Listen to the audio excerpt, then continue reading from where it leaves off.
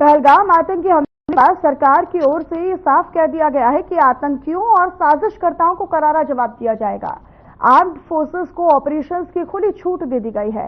Army, navy और air force को, तीनों ही सेनाओं को सरकार की ओर से फ्री हैंड छोड़ दिया गया है। लेकिन भारत और पाकिस्तान में जब जब भी युद्ध हुए हैं तो भले ही हर जंग में, हर युद्ध में भारत की फतह हो रही हो, लेकिन खामियाजा तो दोनों देशों को उठाना पड़ा है, भुगतना पड़ा है।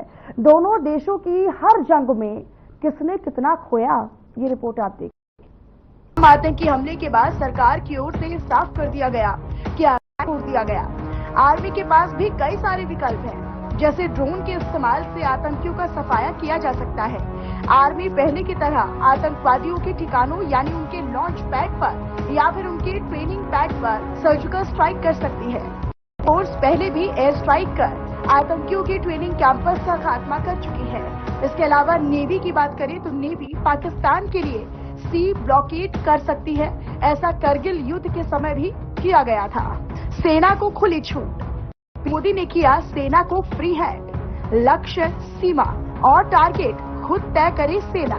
सेनाओं के पास है कई विकल्प। आर्मी, एयरफोर्स और नेवी मुस्तैद। ड्रोन इस्तेमाल कर होगा आतंकियों का सफाया। मल्टीपल मिशंस को टारगेट करेगी एयरफोर्स। नेवी के पास है समुद्री जहाज रोकने का भी विकल्प। भारत पाकिस्तान के बीच 4 युद्ध हुए। हर युद्ध में भारत विजयी रहा, लेकिन नुकसान दोनों देशों को उठाना पड़ा। पाकिस्तान भारत में आतंकी गतिविधियों को बढ़ावा देता रहा है। पहलगाम में हुए आतंकी हमला इसी का जीता जागता उदाहरण है। वह भारत के खिलाफ प्रॉक्सी वॉर से बाज नहीं आता। अब आपको जरा आंकड़ों के जरिए ये समझाते हैं कि पाकिस्तान और भारत के बीच हुए युद्ध में किसने कितना खोया। बड़ी कीमत मांगती है जंग। 1999 में 3 मई से 26 जुलाई के बीच पाकिस्तान के 3000 तो भारत के 527 सैनिक शहीद हुए।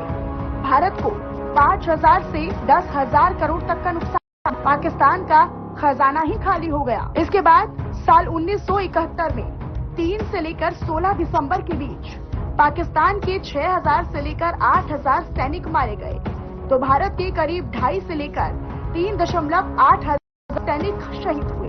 पूर्वी पाक, जो कि अब बांग्लादेश है, वो पाकिस्तान से अलग हुआ तो 1965 में 5 अगस्त से 23 सितंबर के बीच पाकिस्तान के 4000 तो भारत के करीब 3000 सैनिक शहीद।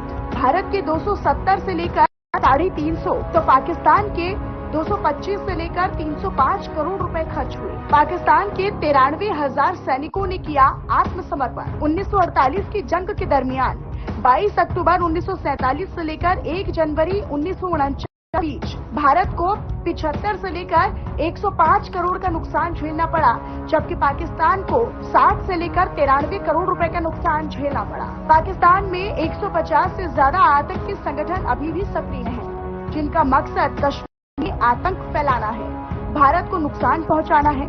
इस काम में पाकिस्तान की खुफिया एजेंसी ISI भी शामिल है। पाकिस्तान के पास बिना किसी निगरानी के न्यूक्लियर बम है और 150 से ज्यादा आतंकी संगठन।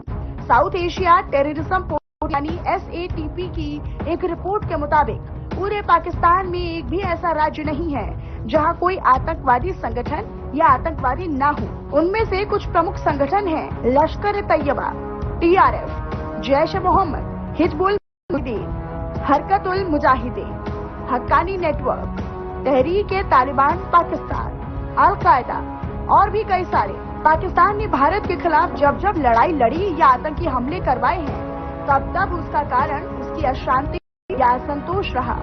पाकिस्तान अपना अस्तित्व बनाए रखने के लिए ऐसी आतंकी गतिविधियों को अंजाम देता आया है, लेकिन प्रधानमंत्री नरेंद्र मोदी का पाकिस्तान और पाकिस्तान में पनप रहे आतंक को खत्म करने का संकेत ये जीता जागता उदाहरण है कि भारत इस बार कुछ बड़ा करने वाला है। News desk, FM news.